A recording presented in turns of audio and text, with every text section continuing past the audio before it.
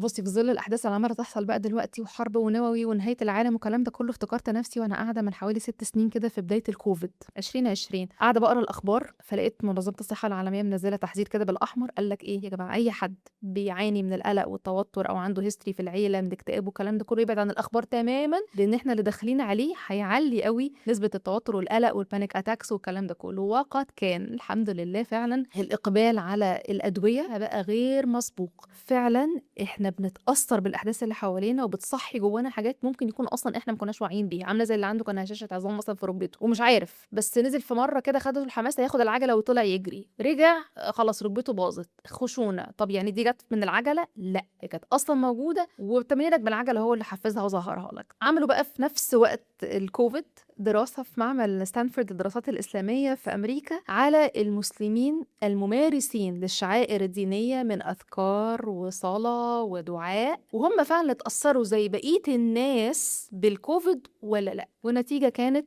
مذهلة ليهم، لكن إحنا عارفين إن ده الطبيعي، ألا بذكر الله تطمئن القلوب، إن نسبة القلق والتوتر وأخدانهم للأدوية أقل بكتير جدًا من بقية مجتمعاتهم، لإنه اللي بتنطقه بيأثّر عليك، فلو اللي بتنطقه سلبي فمشاعرك ومناعتك بتُقع، اللي بتنطقه لو إيجابي من ذكر واستعانة بالله ودعاء وصلاة وخشوع وحضور مع ربنا، فده كمان بيأثّر عليك أنت، الذكر والخشوع والحضور في الصلاة وقُربنا من ربنا بيأثّر بطريقة شغل مُخّنا، فبالتالي لمّا باقعد وسط أخبار ممكن تكون مزعجة، استقبالي بيفضل مختلف عن غيري تمامًا.